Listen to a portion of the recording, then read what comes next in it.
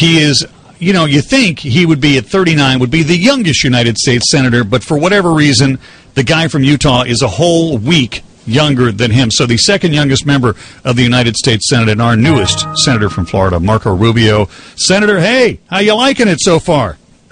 Well, we were only there for a few days, so we're still kind of figuring out what it feels like to be there, but it's obviously an honor to do it, and I think every day I wake up and realize more and more what a tremendous responsibility I have to be effective on behalf of our state. Yeah, it's like all of a sudden you got to pinch yourself and kind of go, okay, yeah. And did the kids like going to Washington and want you to get sworn in and everything? I think so. I mean, it's fun for them to watch all that. I'm not sure the snow and the cold looks great on TV for a couple hours, but when you have to layer and delayer your clothes every time you go somewhere, it starts to get old pretty fast. But other than that, I think they liked it a lot. All right, I just wanted to check because what a thrill. What a thrill. It's one thing going, taking, I guess, the two oldest ones to Tallahassee, but then everybody go to one. All right, so, man, got nothing going on the dance floor. We did notice, by the way, you opened a new office, got your office open here in Pensacola?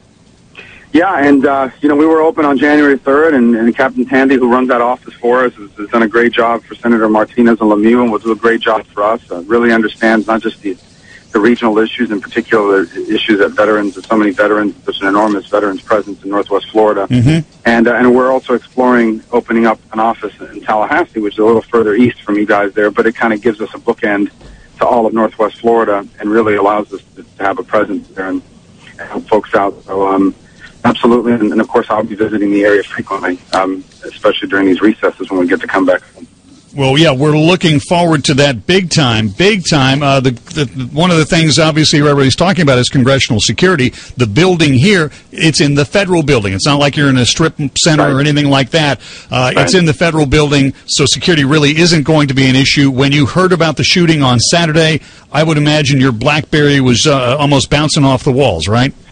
Well, people call and, immediately, especially family members kind of identify me with that whole federal government process. So they, but here's the first thing that comes to mind is these poor people. I've been to hundreds of these types of meetings over the last 10 years. And so you know exactly what the meeting probably was like and who was there. And then you figure a gunman shows up and starts shooting people. A 9-year-old girl lost her life, a federal judge, and danger is not exactly what comes to mind when you think about going to a congressional town hall. So, obviously, you're shocked by it like everybody else is, and then your heart goes out to those families, and particularly to the Congresswoman who is fighting for her life, and God willing will make a full recovery.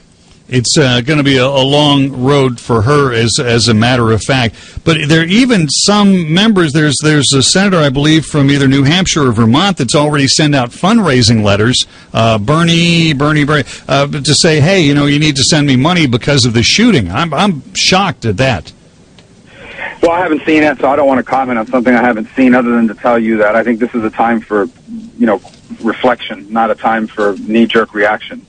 And we're going to learn a lot more, I think, over the next few weeks about this guy, why he did it, what motivated him. I think the little we've heard so far suggests that this is a very disturbed individual who was going to go off at any moment in one way or the other. That doesn't minimize it. It just kind of begins to explain it, but let's wait until all the facts are in. And of course, it's also a time to, pray for these families that have lost loved ones and this Congresswoman who's fighting for her life. Yeah, a dozen people wounded in the hospital. Some of them actually have gone home now. We're talking with our United States Senator Marco Rubio, who is still getting the lay of the land in Washington. There is a long list, as there is for every Congress when they show up. Anything that you're particularly looking forward to, or thing that you're not looking forward to that's on the list of things to get done? Well, there's a lot of things we can do, but there's a handful of things we must do. And the two most important, I suppose, obligations of the federal government are to make sure we're not doing anything to impede economic growth and provide for the national security. And both of those things are on the front burner for me. As far as economic growth is concerned, the creation of jobs, it's important to remember that politicians don't create jobs. They're created by the private sector, by everyday individuals who start businesses or grow existing ones. And we have to make sure that government policies encourage them to do it and make it easier for them to do that, not harder. That means regulations. That means tax code. That means tax rates. I think deeply aligned with that is the national debt issue, which is extremely important because in addition to being a long-term problem for our country, and a short-term problem really for our country, is you'll see this debate on the debt even heat up here pretty soon. But investors look at that and say, this country's running massive deficits. That means they're going to have to raise taxes soon, and we don't want to invest in an economy that's going to raise taxes soon. Well, absolutely. And of course, national security, the threat of global terrorism is as great as it's been at any time since 9/11. I mean, it's just there. It's different, and it's evolved in a different way, but the threats are still there. They haven't minimized. Although our armed services, our men and women in uniform and in the intelligence agencies do a phenomenal job of protecting us and have prevented another 9/11 style attack. I think we know that our enemies, as we speak, are plotting to attack our interests at home and abroad. And we have to be vigilant. Only on days that end in Y. They only plot on days. We only have about 30 seconds or so. The committee assignments you ended up with when you got to Washington, D.C., where did they put you? Well, they haven't. I mean, the Senate moves at a different pace than the rest of us, and so we haven't even had committee assignments made yet.